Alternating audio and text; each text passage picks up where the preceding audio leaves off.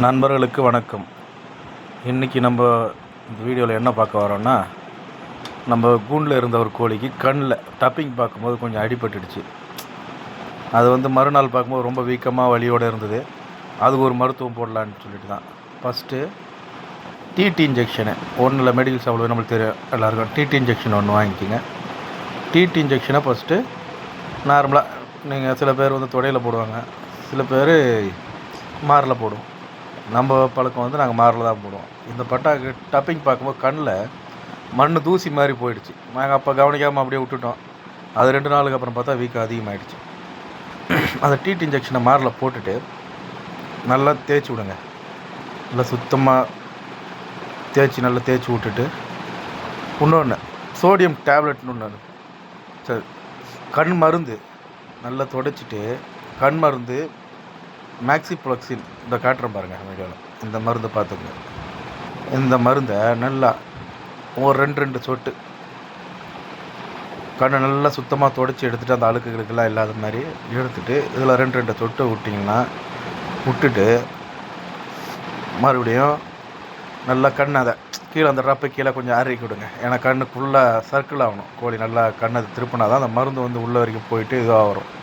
அதுக்காக தான்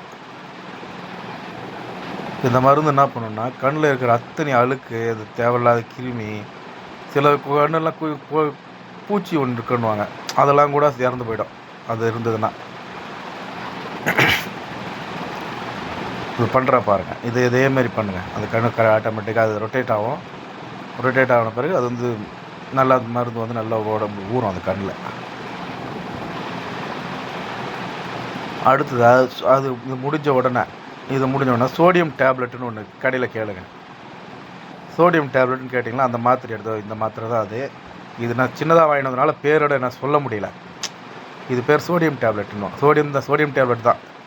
இந்த டேப்லெட் என்ன பண்ணணுன்னா, நல்லா உடச்சிங்க. ஏன்னா இது பெரிய சேவலாக இருந்தால் பரவாயில்ல, சின்ன பட்டான்றதுனால அரை மாத்திரை அதிகமாக போடக்கூடாது. இதே பெரிய ஒரு 3, 2, 4 வயசு கத்தலைங்க அப்படின்னா ஒரு மாத்திரை ஃபுல்லாக போடலாம்.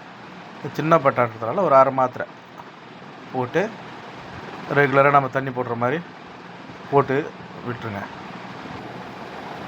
இது இந்தமாரி நம்ம பண்ணும்போது அதிகபட்சம் ஒரு 2 நாள், காலையில் ஒரு வேளை, ஈவினிங் ஒரு வேளை, 2 வேளை நீங்கள் பண்ணிகிட்டே வந்துங்க. ஒரு 3 நாள், அதிகபட்சம் 3 நாள் கண் சுத்தமாக பழைய நார்மல், இப்போ இந்த கண் எப்படி இருக்கோ அதேமாதிரி அந்த கண்ணும் நார்மல் நிலைக்கு வந்துடும். இது நல்ல ஒரு மருத்துவம். இந்த மருத்துவத்தை நண்பர்கள் அத்தனை பேரும் பயன்படுத்திங்க. நன்றி, வணக்கம்.